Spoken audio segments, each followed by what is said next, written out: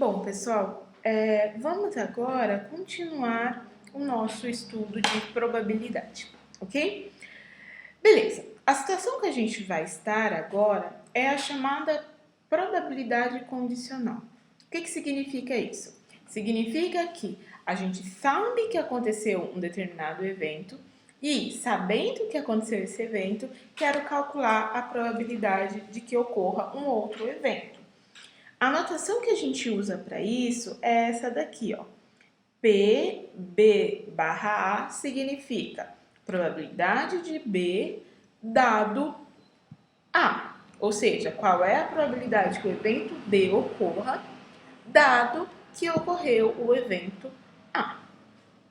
Bom, o primeiro resultado aí que a gente tem é que essa probabilidade condicional, então a probabilidade de B dado A, é calculado simplesmente como sendo a probabilidade da interseção dos dois eventos dividido pela probabilidade do evento que ocorreu primeiro. Então, a probabilidade de B dado A é dado pela probabilidade da interseção dividido pela probabilidade do A. Para a gente ver aí na prática como que isso funciona, vamos resolver esse exercício aí. Ele diz o seguinte: a tabela abaixo fornece um exemplo de 400 itens que são classificados por falhas na superfície e como sendo defeituoso ou não. Então, assim, entenda que são coisas diferentes, são eventos diferentes. Um objeto, não sei do que se trata esse item, ele pode ser defeituoso e não ter falha na superfície. Ou ao contrário, ele pode ter falha na superfície e não ser defeituoso, por exemplo, e todas as possibilidades aí envolvendo essas duas características, ok? Então, foi dado aí todos esses dados e ele pede para a gente calcular essas probabilidades condicionais. Beleza, então vou primeiro calcular a probabilidade do D, dado que aconteceu o F. Bom, o que a gente acabou de ver é que essa probabilidade vai ser dada por a probabilidade de D inter F dividido pela probabilidade do evento que aconteceu primeiro, ou seja, do evento F. Beleza, como que a gente vai calcular a probabilidade da interseção entre esses dois eventos? Exatamente da maneira com que a gente estava fazendo anteriormente. A gente sabe que probabilidade é dada pela a quantidade de elementos que tem naquele evento dividido pela quantidade de elementos que tem no espaço amostral. Bom, quantos elementos tem na interseção de D com F? D com F, olha, D significa é defeituoso e F significa ele teve uma falha na superfície. Portanto, a interseção aí entre esses dois carinhas vai ser exatamente 10 itens. Logo, a gente vai ter 10 dividido pelo total do espaço amostral, que ele disse que é 400. Dividido por... Bom, quantos elementos tem no evento F? O evento F, o total é esse cara aqui, 40.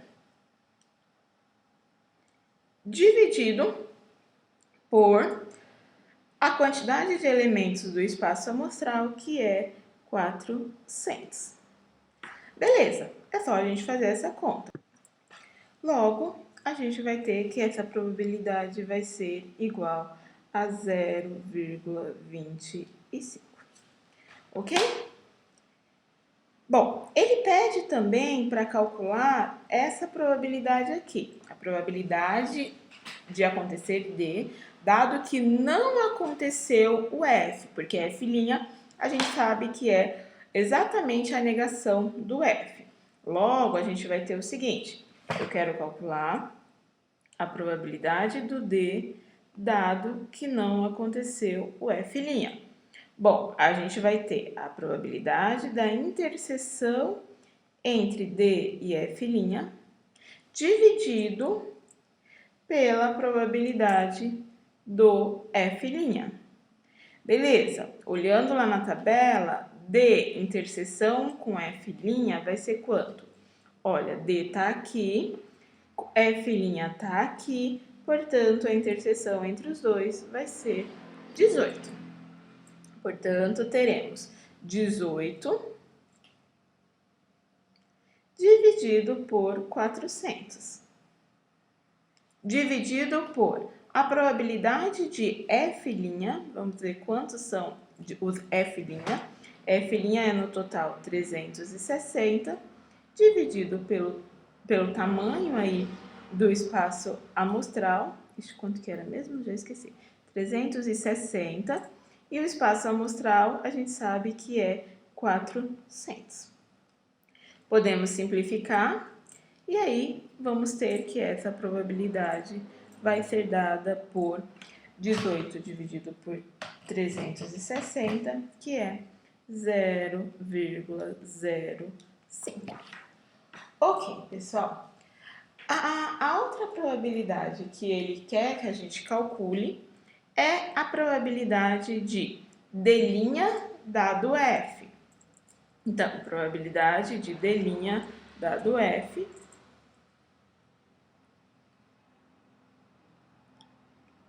mesma coisa, vamos pegar a probabilidade da interseção dos dois eventos dividido pela probabilidade do que aconteceu primeiro, que é o evento F. Bom, a interseção de D', é o não D, com o F tem 30 elementos dentro do total que era 400. E do evento F, que são 40, dividido pelo total, que são 400. Consigo simplificar e aí a gente vai ter que a probabilidade de D' dado F vai ser dado por 0,75. Por fim, a última probabilidade, espero que nesse momento já esteja claro, a gente vai ter que a probabilidade do D' dado F' vai ser a probabilidade da interseção dividido pela probabilidade do que aconteceu primeiro. Bom, na interseção de D' com F', a gente tem 342 itens e dividido por 400, dividido pelo a quantidade do F', que é 360 dividido por 400, simplifica lá os 400, como a gente fez anteriormente, e a gente encontra que essa probabilidade é de 0,95. Bom, continuando, assim como existia lá a regra da adição, existe também uma regra da multiplicação, tá? E o que a regra da multiplicação diz? Ela está relacionada com a interseção. Então, o que essa regra diz é que a probabilidade da interseção de dois eventos A e B vai ser dado pela probabilidade de B dado A vezes a probabilidade de A, ou a probabilidade de A dado B vezes a probabilidade de B, tanto faz. Então, para a gente fazer um exemplo aí simples disso daí, a gente tem o seguinte. Vamos considerar o exemplo que diz: a probabilidade de que o primeiro estágio de uma operação numericamente controlada de usinagem para pistões com alta rotação por minuto atenda às especificações é igual a 0,9. Vamos guardar essa informação. Falhas são causadas por variações no metal, alinhamento de acessórios, condição da lâmina de corte, vibração e condições ambientais. Dado que o primeiro estágio atende às especificações, a probabilidade de que o segundo estágio de usinagem atenda às especificações é de 0,95. Qual é a probabilidade de ambos os estágios atenderem às especificações? Beleza. Então, aqui, pessoal, o que eu posso fazer? Posso considerar A como sendo o evento em que o primeiro estágio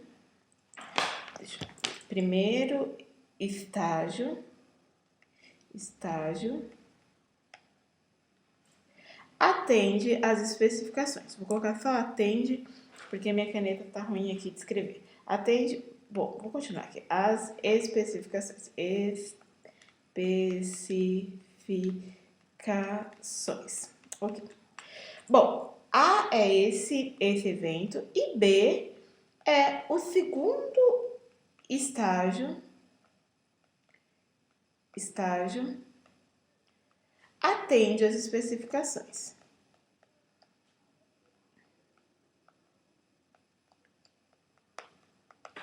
Ok. Ele quer qual a probabilidade de ambos os estágios atenderem às especificações.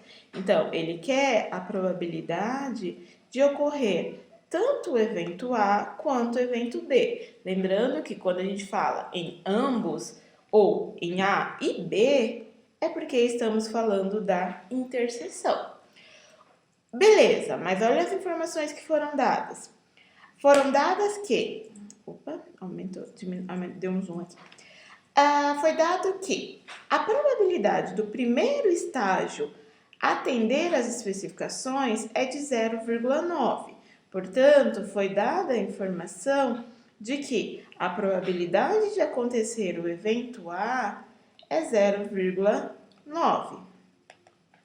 Foi dado que, vamos ver a outra informação, dado que o primeiro estágio atende às especificações, a probabilidade do segundo estágio também atender às especificações é 0,95.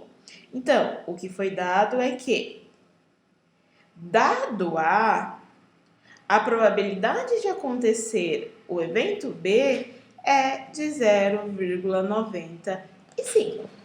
O que a gente viu da regra da multiplicação é que a probabilidade da interseção é dada, ou pode ser dada, pela probabilidade de B dado A, vezes a probabilidade de A. Portanto, como a gente já sabe, esse resultado aqui, que é 0,95, a gente sabe esse resultado, que é 0,9, basta multiplicar os dois valores e aí a gente vai obter a resposta do exercício. Ou seja, essa probabilidade vai ser 0,855. E assim a gente finaliza o exemplo. Bom, pessoal, um outro conceito aí no mundo das probabilidades é o conceito de eventos independentes, tá? Então, dois eventos, eles são ditos independentes se eles satisfazem uma dessas três afirmações aí. A primeira delas é a seguinte: se a probabilidade condicional, na verdade a primeira e a segunda, né, a afirmação é a mesma. Se a probabilidade condicional for igual à probabilidade do que aconteceu por último, é porque os eventos são independentes. Só para a gente pensar aqui numa situação, enfim, mais do dia a dia, vamos colocar o seguinte: eu quero saber qual é a probabilidade de que hoje chova, dado que ontem eu comi pipoca. Bom, não existe nenhuma relação, nenhuma dependência entre eu ter comido pipoca e chover hoje, correto? Então, a probabilidade de que hoje chova, dado que ontem eu comi pipoca, é exatamente igual à probabilidade de que hoje chova, ok? Então, quando acontece isso, é porque os eventos são independentes, ok? Então, se a probabilidade de A dado B é igual à probabilidade de A, ou se a probabilidade de B dado A é igual à probabilidade de B, que é a segunda afirmação, isso significa que os eventos são independentes. A terceira afirmação vai ser, na verdade, uma consequência, mas ela pode ser dita também como uma definição. Hein? E essa terceira vai ser essencial para a gente. Então, toda vez que dois eventos forem independentes, vai valer essa terceira igualdade, que diz que a probabilidade da interseção dos dois eventos, se eles forem independentes, vai ser dado pelo produto das suas probabilidades. Então, lá na atividade remota, vocês vão ter um ou mais, eu não me lembro, eu sei que pelo menos um tem, exercício que relaciona exatamente com eventos que são independentes. Então, lembrem-se do seguinte, se eles são independentes, a probabilidade da interseção é o produto das probabilidades. Só com isso daqui vai ajudar e muito a fazer um dos exercícios lá da atividade remota, ok? Então, aqui um exemplo para a gente fazer juntos. O seguinte circuito opera somente se houver uma rota de dispositivos funcionais da esquerda para a direita. Ou seja, esse circuito aqui em rosa, ele só vai funcionar se funcionar esse primeiro dispositivo e depois o segundo dispositivo. Ele diz o seguinte: a probabilidade de cada um dos dispositivos funcionar é mostrada no diagrama. Então, a probabilidade de o primeiro dispositivo funcionar é 0,8. A probabilidade do segundo dispositivo funcionar é 0,9. Ele disse também: suponha que os dispositivos falhem independentemente. Essa palavra é uma palavra-chave. Se eles são independentes, então vale aquelas afirmações anteriores. E o que ele pergunta é, qual a probabilidade do circuito operar? Bom, pessoal, olha o que a gente tem. Eu vou chamar de evento A. Então, vou pegar aqui a caneta. Vou chamar de evento A o evento do primeiro dispositivo funciona. Ele funciona. E vou chamar de evento B o evento que o segundo dispositivo funciona. Foi dado que a probabilidade do primeiro dispositivo funcionar é 0,8. A probabilidade do segundo dispositivo funcionar é 0,9. Bom, ele quer qual é a probabilidade do circuito operar, mas foi dito que o circuito ele só opera se os dois dispositivos funcionarem. Portanto, ele quer saber de fato a probabilidade da interseção entre os eventos A e o evento B. Agora, foi dito que esses circuitos eles funcionam de maneira independente. Bom, se eles funcionam de maneira independente, é porque os eventos A e B são independentes. Se eles são independentes, é porque a probabilidade da interseção vai ser o produto das probabilidades. Portanto, basta a gente multiplicar aqui 0,8 por 0,9 e aí a gente vai ter que essa probabilidade vai ser dada por 0,72. Pessoal, então observem que a gente só conseguiu calcular a probabilidade da interseção porque a gente sabia que era independente e sabia as probabilidades dos eventos A e B, e aí a gente usou ali a regra da multiplicação para eventos independentes. Sem essa condição, a gente não teria feito o exercício, ok? Então, anotem aí em algum lugar de destaque qual é a condição para os eventos serem independentes e qual é a consequência disso também, que é o fato da probabilidade da interseção ser igual ao produto das probabilidades, ok?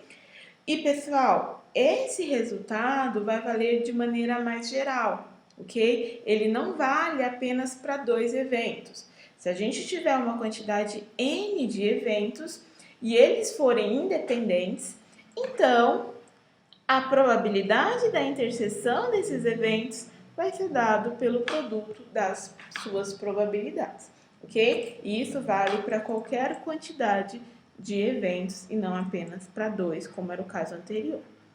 Então, um exercício aí para a gente fazer juntos é o seguinte. Considere que a probabilidade de uma pastilha conter uma grande partícula de contaminação seja de 0,01 e que as pastilhas sejam independentes. Olha aí a palavrinha mágica. Independentes. Isto é, a probabilidade de uma pastilha conter uma grande partícula não é dependente das características de qualquer uma das outras partículas. Se 15 partículas forem analisadas, qual será a probabilidade de nenhuma partícula grande ser encontrada? Bom, como foi dito que a probabilidade de conter uma partícula de contaminação é de 0,01 e eu quero a probabilidade de nenhuma partícula de contaminação ser encontrada, é porque eu vou ter que, dessas 15, a primeira, a probabilidade de não ter partícula de contaminação é 1 menos a probabilidade de ter, que é 0,01. Bom, mas isso é para uma das partículas, das pastilhas. Depois, 1 menos 0,01 para outra pastilha. Depois, 1 menos 0,01 para outra pastilha. E assim vai funcionar para as 15 pastilhas. Ok, portanto, eu vou ter 0,99 vezes 0,99 vezes 0,99 até a 15ª pastilha. Portanto, isso daria 0,99 elevado a 15 e o resultado disso é 0,860. Portanto, a probabilidade de, das 15 pastilhas que eu analisar, nenhuma ter contaminação é de 0,860. Bom, pessoal, e agora, para a gente finalizar aí essa parte da introdução de probabilidade, a gente vai falar um pouquinho aí sobre o teorema de Bayes, tá? Então, vamos supor que a gente esteja na seguinte condição. Eu tenho lá o meu espaço amostral, vou tentar fazer aqui um desenho para vocês. Eu tenho lá meu espaço amostral, e esse espaço amostral é dividido em E1, E2, EK eventos que são mutuamente excludentes. Então, sei lá, vamos supor que ele esteja assim. Eu tenho aqui o E1, aí eu tenho um E2 aqui, eu tenho um E3 aqui, e aqui um E4. Tá? Observem que eu coloquei 4 eventos aqui, mas poderia ser qualquer quantidade, sei lá, uma quantidade K qualquer, tudo bem?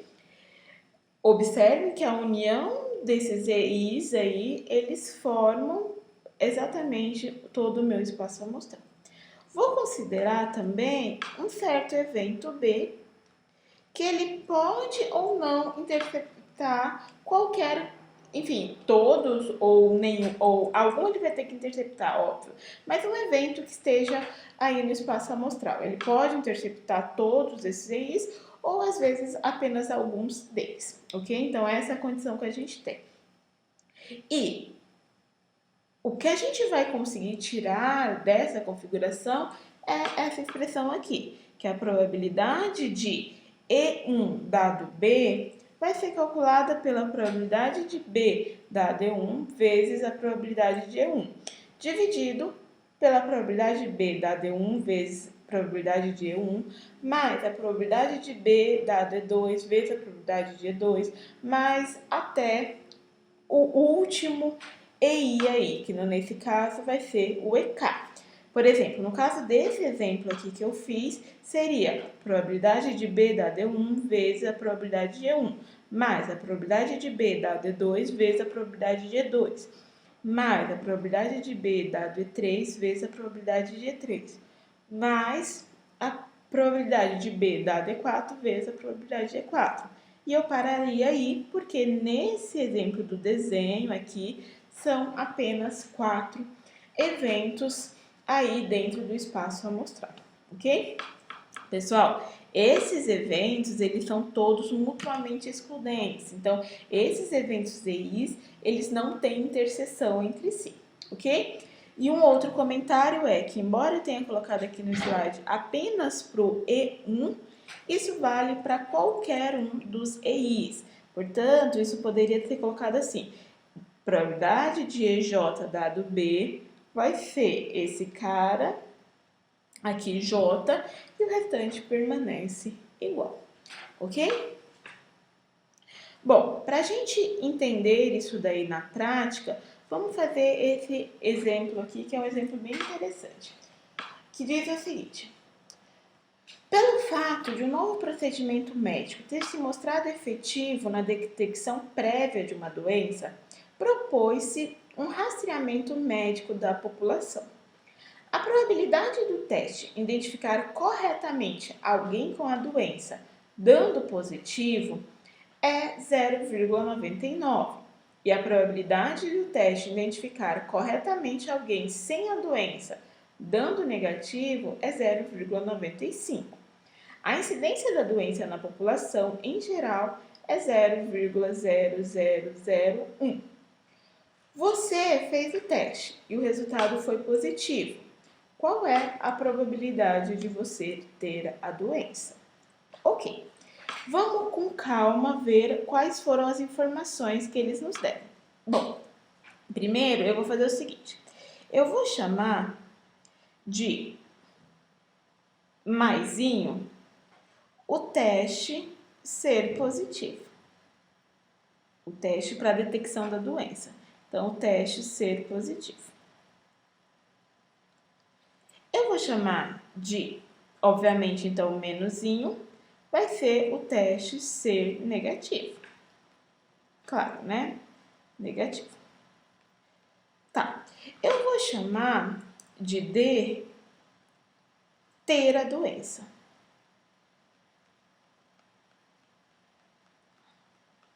Certo?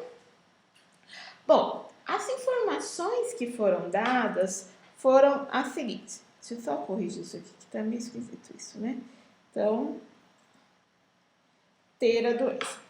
Bom, vamos voltar lá para ver o que ele deu. Ele disse que, vou começar por aqui, ó. A incidência da doença na população é 0,0001. Bom, então, seguindo aquela nomenclatura que a gente deu, a probabilidade de D, que é ter a doença, é 0,0001. Correto? Bom, se a probabilidade de ter a doença é essa, significa que se eu pegar a negação do evento D, que vai ser não ter a doença, vai ser exatamente 1 menos aquele valor ali. Então, 1 menos 0,0001.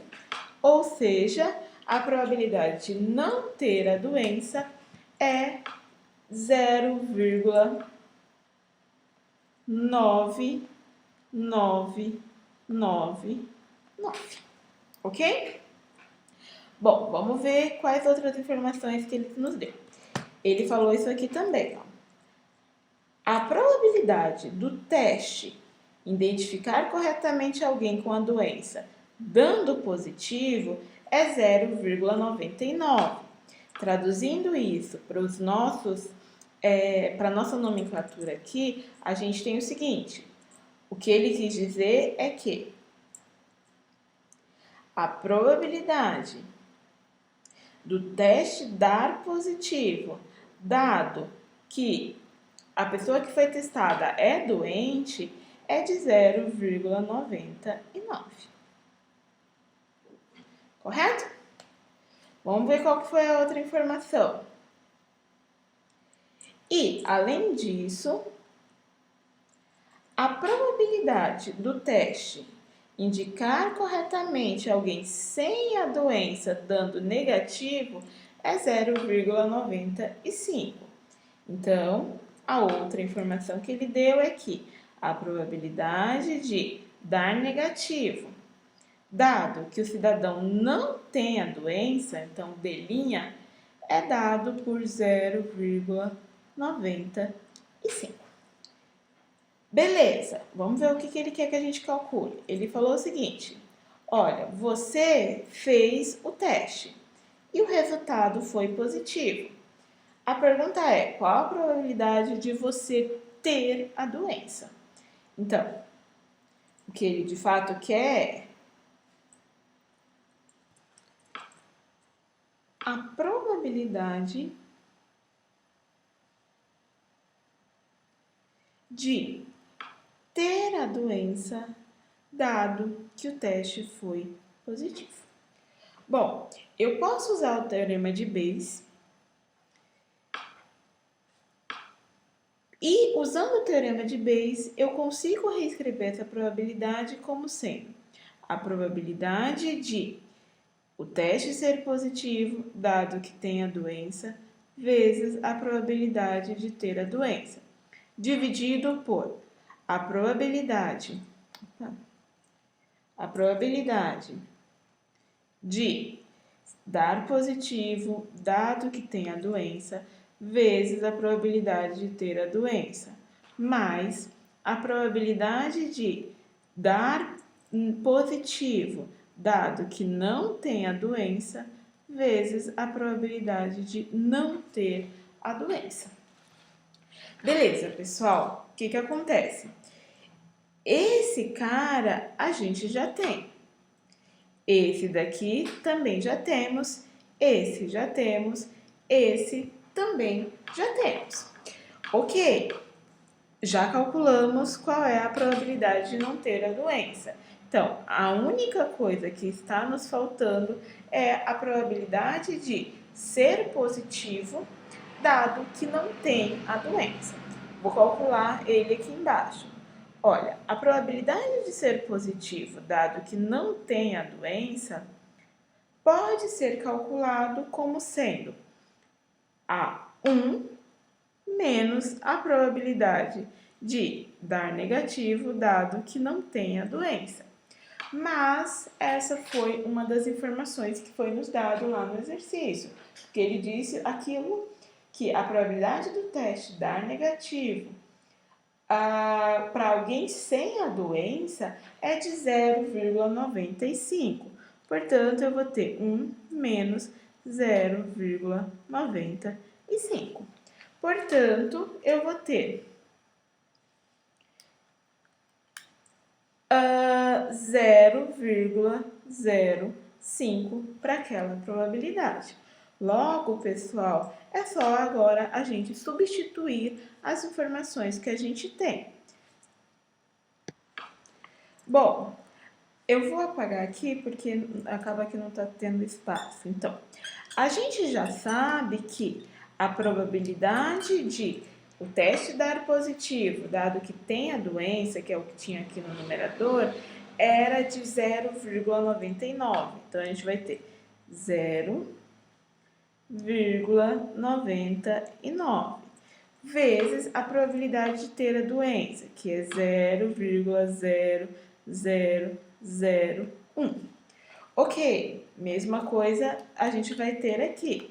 Aqui a gente também vai ter 0,99, portanto, 0,99 vezes 0,0001. Bom, esse camaradinho aqui, que é a probabilidade de ser positivo, dado que não tem a doença, a gente acabou de calcular. Isso é 0,05. Então, 0,05 vezes a probabilidade de não ter a doença, que era 0,9999. Bom, por fim, para a gente finalizar, agora é só realizar essa continha aí.